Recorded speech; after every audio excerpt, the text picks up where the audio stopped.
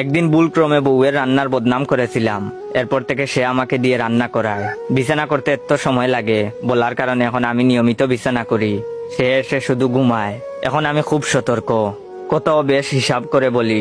সে কিছুতে ভুল করলে অপেক্ষা করি নিজে থেকে ভুল স্বীকার করেছে কিনা।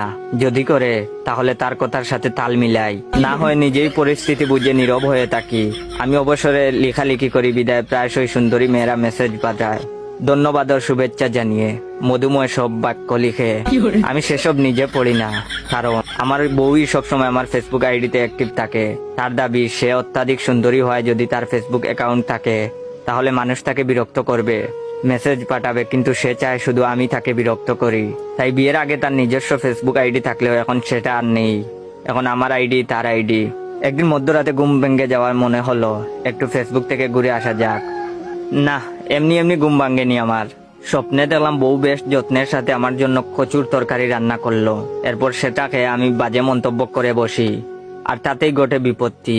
সে আমাকে দুদিনে মোট 6 বারে পুরো তরকারি একা খেতে বাধ্য করে। ফলাফল, তৃতীয় দিন হসপিটালের বেডে আমি।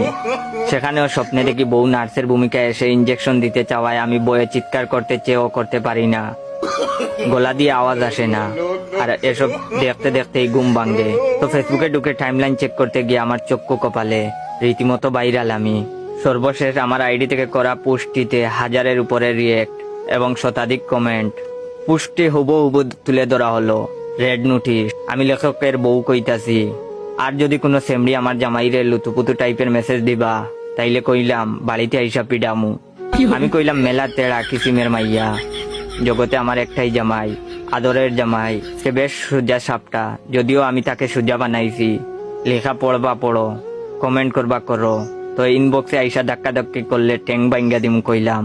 পোস্টের নিচে কয়েকটি মন্তব্য। এক পাঠিকা লিখেছেন, আহারে বেচারা লেখক, এই জল্লাদ বউয়ের সাথে কি করে সংসার করতেছে কে জানে। তাতে আবার বউয়ের রিপ্লাই, মানে আমার আইডি থেকে সে রিপ্লাই করেছে, দয়া করে যদি আপনার ঠিকানাটা দিতেন, আপনার বাসায় হাড্ডিগুলো পার্সেল করে পাঠিয়ে দিতাম আপনাকে পেটানোর পর।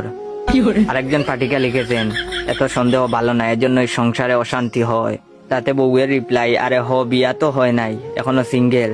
সিঙ্গেলটা কি আগে মিঙ্গেল হও, পরে বুঝবা নিজের জামাইয়ের পর মাইয়া মানছে মেসেজ পাঠাইলে কেমন লাগে। আমার এক বন্ধু তাতে মন্তব্য করেছে, আহারে আমার বন্ধুর জীবনে এত অশান্তি, অথচ আমরাই কিছু জানি না। এটা হচ্ছে ভিডিওর প্রথম পার্ট। দ্বিতীয় পার্ট চাইলে বেশি বেশি করে আমার এই ভিডিওতে like, comment, share, copy link করবেন। ধন্যবাদ।